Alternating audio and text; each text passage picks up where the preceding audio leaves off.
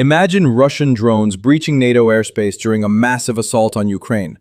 This isn't a troubled dream, it's what just happened.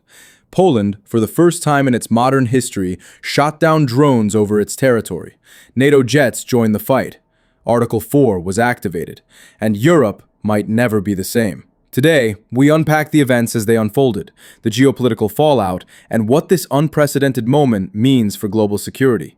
In the early hours of September 10, 2025, Poland's airspace was infiltrated by at least 19 Shaheed-type drones launched amid Russia's large-scale aerial assault on western Ukraine. Multiple objects violated Polish airspace, prompting immediate military action.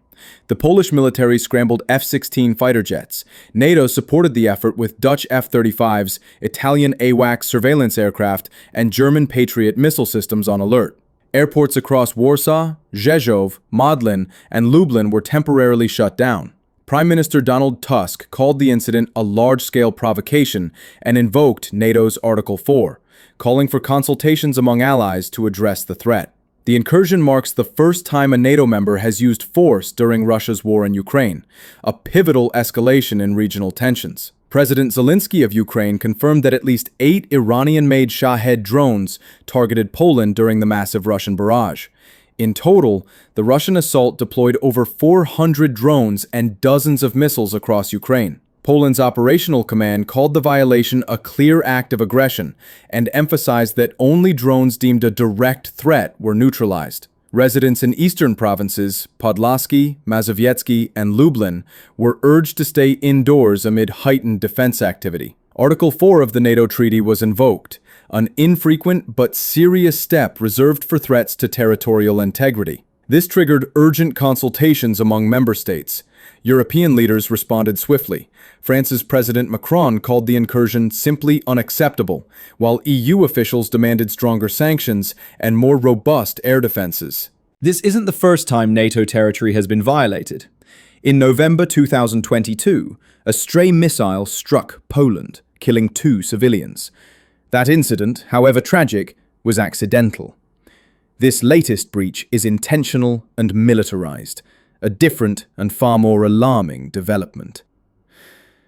Now, for the first time, NATO has engaged militarily in its own airspace in the context of this war, raising the spectre of a broader, possibly direct confrontation.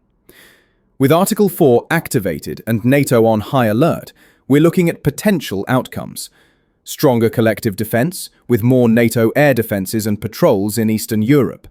Tougher sanctions, as the EU and US coordinate new, harsher penalties. Domestic unity in Poland, driving further military and political cohesion. Escalation risks, since what was once a peripheral conflict now borders the alliance directly. A dangerous shift. Russia's drone incursion into Poland marks a pivotal moment. The war has crossed NATO's threshold. It's no longer just Ukraine's defense. Now Europe's security is at stake. What do you think? Should NATO respond more aggressively? Are we witnessing the beginning of a broader conflict? Drop your thoughts in the comments.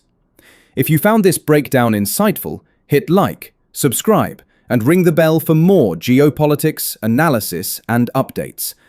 Until next time, stay informed, stay vigilant.